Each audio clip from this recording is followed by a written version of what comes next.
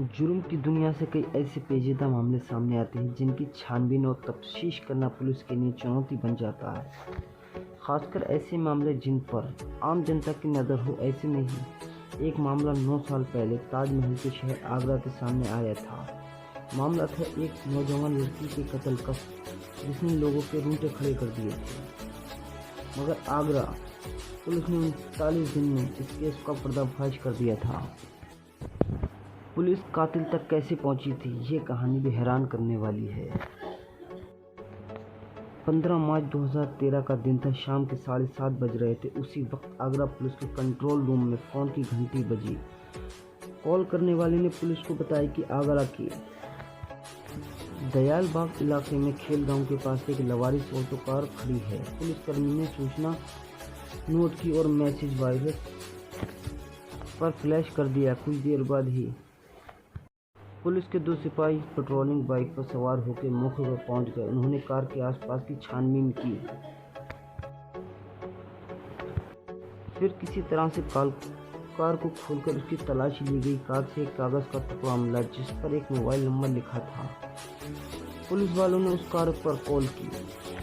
Car से जो number मिला था, पुलिस वालों ने उस नंबर पर कॉल किया तो पता चला वो नंबर कार के मालिक शशिपाल शर्मा का था। पुलिस ने उन्हें कार के बारे में जानकारी दी। फिर कार को कब्जे में लेकर अमर बिहार पुलिस चौकी पर पहुंचा दिया। दूसरी तरफ कार के यूं लवारिस मिलने से शशिपाल शर्मा के घर पर हड़कंप मच गया था, क्योंकि वो कार शशिपाल शर्मा की बेटी नेहा चलाती थी। उस दिन भी सुबह के वक्त वो कार लेकर घर से निकली थी, लेकिन इसके बाद वो लापता थी। उसका मोबाइल नंबर भी ही रहा था। घर वाले हर तरफ नेहा की तलाश कर रहे थे। जब पुलिस ने नेहा को लापता होने की बात मालूम हुई तो नेहा को तलाश में कई टीमें लगातार पुलिस की दबिश दे रही थी। दयाल बाग इलाके का ही था। नेहा शर्मा आगरा के मशहूर दयाल बाग एजुकेशनल इंस्टीट्यूट में पढ़ती थी। होनार और बेबस लड़की थी।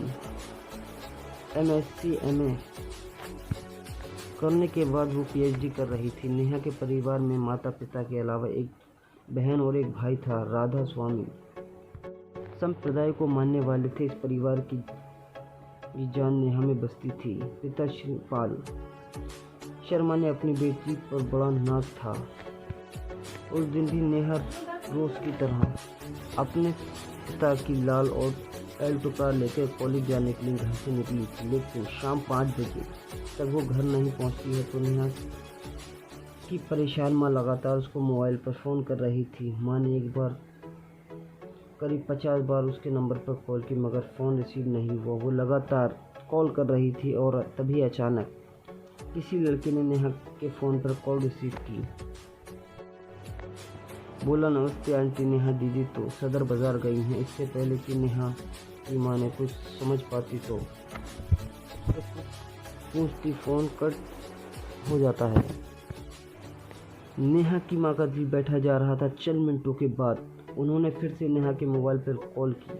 उसी अनजान लड़के ने फ़ोन उठाया। आवाज़ आई, आंटी नेहा दीदी तो मूवी का टिकट लेने के लिए लाइन में खड़ी हैं और फ़ोन कॉल काट देता है। नेहा की माँ ने फिर से कॉल किया, लेकिन उसके बाद नेहा का मोबाइल नहीं लग रहा था। नेहा की माँ ने फौरन अपने पिता और पति को इस बारे में जानकारी दी। वो नेहा का पता लगाने के लिए इधर उधर फ़ोन घुमाने लगती है, मगर कहीं से कोई पता नहीं चलता। अब नेहा की माँ को किसी अनहोनी का डर सता रहा था। पिता और भाई नेहा की तलाश कर रहे थे। शाम के 8:30 बज चुके थे। नेहा की तलाश में पुलिस भी जुटी हुई थी। नेहा के घर वाले भी पुलिस के साथ आ गए। इस दौरान पुलिस को पता चला कि नेहा को आखिरी बार DEI के नैनो पुलिस की टीम फौरन बायो लैब पहुंची। जैसे ही लैब का दरवाज़ा खुलवाया गया तो अंदर का मंजर देख के सबके होश उड़ गए। लैब के उस कमरे में चारों तरफ खून बिखरा हुआ था। सामने फर्श पर पड़ी थी नेहा की खून से लथपथ लाश। उस कमरे में इस कदर खून था कि नेहा के कपड़े भी रंग लाल हो रहा था। पुलिस जब नेहा की लाश के करीब पहुंची तो पाया कि उसके पेट और जिस्म को गहरीने से काटा गया है, उसकी जांघों पर भी वार किया गया है, उसके मुंह से भी रुमाल ठूसे गए थे, उसके दोनों हाथों को पीछे की तरफ बांधा गया था, उसकी शलवार घुटनों तक उतरी हुई थी।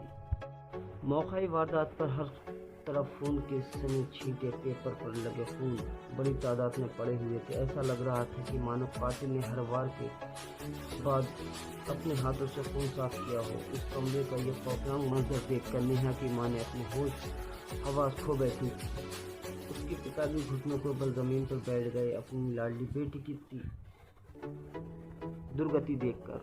उनके आंसू की धार चीखों में चिल्ला के बदल चुकी थी। पुलिस वाले भी कातिल का करतूत देखकर सोच में पड़ गए थे। आखिरकार कत्ल की इतनी दरिंदगी से क्यों किया गया? पुलिस ने लैब की जांच पड़ताल में पाया गया है कोई टूट फूट नहीं की गई थी, मगर लाश के पास एक कांच की पिपेट आधी टूटी हुई थी और उसका आधा हिस्सा नेहा के पेट में घुसा हुआ था। पहली तफ्तीश के बाद पुलिस को समझ आ रहा था कि नेहा के साथ कत्ल से पहले बलात्कार किया गया है।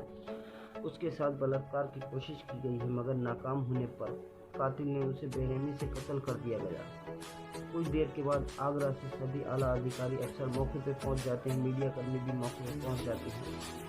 पूरे दयाल बाग में इस कत्ल की खबर आग की तरह फैल चुकी थी कि राधा स्वामी संप्रदाय से जुड़े सत्संगी भी वहाँ जमा होने लगे। पुलिस ने पंचनामा किया और नेहा की लाश को पोस्टमार्टम के लिए भेज दिया गया। इससे पहले फॉरेंसिक सबूत भी जुटाए गए।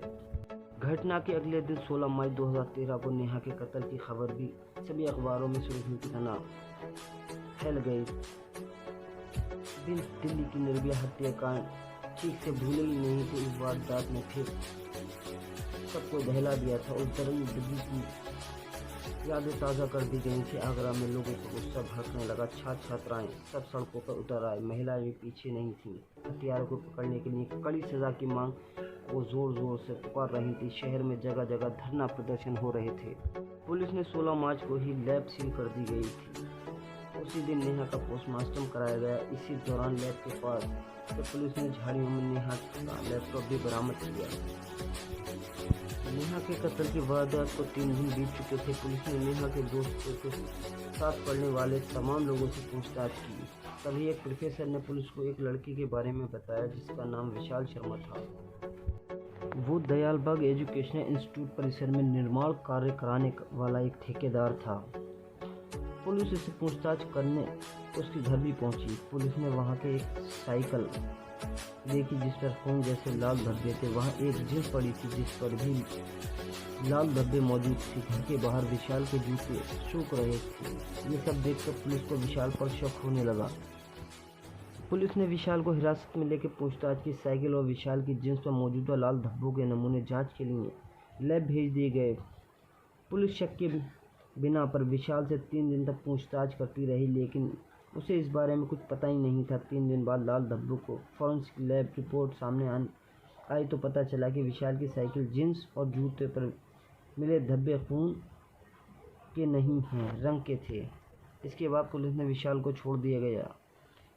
पुलिस के पास कातिल का ना तो कोई सुराग था, ना ही कोई खबर थी। DEI के अधिकारी भी पुलिस को जांच में सहयोग कर रहे थे। यहाँ तक कि पुलिस के खिलाफ उन्हें हाई कोर्ट में रीट भी लगा दी गई थी। पुलिस को पहले मामला जितना आसान दिख रहा था उतना नहीं था। पुलिस ने जांच जारी रखी। पुलिस ने नेहा के कॉलेज में पढ़ने वाले छात्रों से लगातार बात कर रही थी ताकि कोई सुराग हाथ लगे। एक दिन नेहा के घर वालों ने पुलिस को बताया कि उदय स्वरूप नाम का एक लड़का नेहा को परेशान कर रहा था। वो लड़का दयालबाग एजुकेशनल इंस्टीट्यूट के चेयरमैन और पूर्व IAS अधिकारी का भांजा था। पुलिस उससे पूछताछ करने पहुंची। उदय ने पुलिस के सवालों के जवाब ऐसे दिए कि जैसे वह नेहा को जानता नहीं है। पुलिस भी उसके जवाब को संतुष्ट होकर वापस लौट आई। हालांकि उदय के परिवार वाले DEI के चेयरमैन पुलिस से नाराज थे। पुलिस की छानबीन जारी थी। इसी दौरान कुछ छात्र छात्राएं फिर से दबी जबान में उदय पर शक जता रही थी। हालांकि कोई भी खुलकर सामने नहीं आ रहा था। पुलिस ने एक बार फिर उदय से पूछताछ करने का फैसला किया। उसके घर जाकर सवाल किए। इस बार उस लड़के के घर वाले पुलिस के खिलाफ भी उत्पीड़न का शिकायत लेकर अदालत जा पहुंचे थे। इस बीच पुलिस ने नेहा की पोस्टमार्टम रिपोर्ट मिली थी, जिसके मुताबिक नेहा को कत्ल से पहले क्लोरोफॉर्म देकर बेहोश किया गया था। हैरानी की बात यह है कि पोस्टमार्टम रिपोर्ट में इस बात की कोई जानकारी नहीं थी कि नेहा के साथ रेप हुआ है कि नहीं। कत्ल के 15 दिन बाद पुलिस को एक बार फिर से फॉरेंसिक टीम के साथ सील की गई बायो लैब पहुंची। बारीकी से साथ जांच पड़ताल की गई तो सुराग जुटाने की कोशिश कर रहे थे। कई घंटे की मशक्कत के बाद टीम ने लाश वाली जगह के पास कुछ माल बरामद किया। उस जगह से फिंगरप्रिंट भी लिए गए। बरामद सुराग जांच के लिए भेज दिया गए।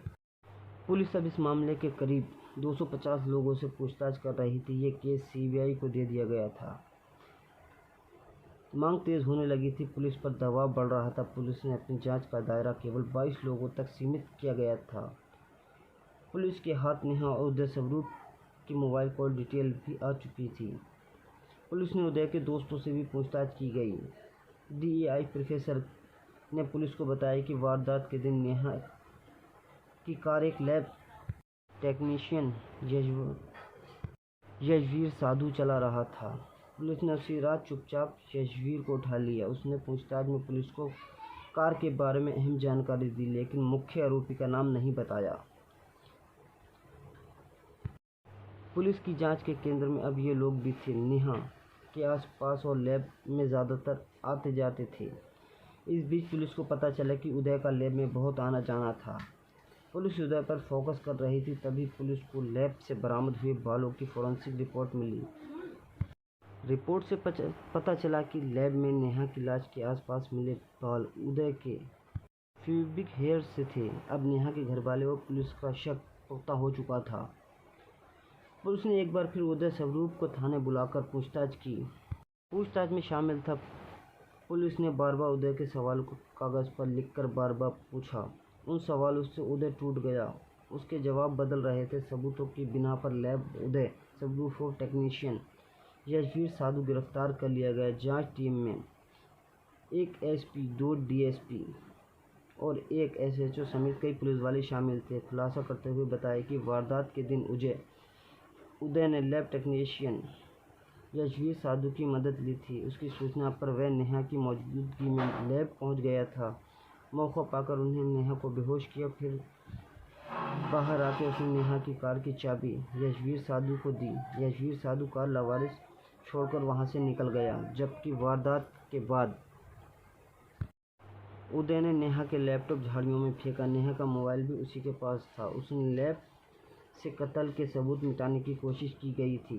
पुलिस ने 39 दिनों में तफ्तीश के बाद 23 अप्रैल 2013 को नेहा मर्डर केस का सनसनीखेज खुलासा किया और साल 2015 में दोनों आरोपियों के खिलाफ चार्जशीट भी दाखिल कर दी गई थी। ऐसे ही वीडियो के लिए हमारे चैनल को सब्सक्राइब करें, वीडियो को लाइक करें। Thanks for watching.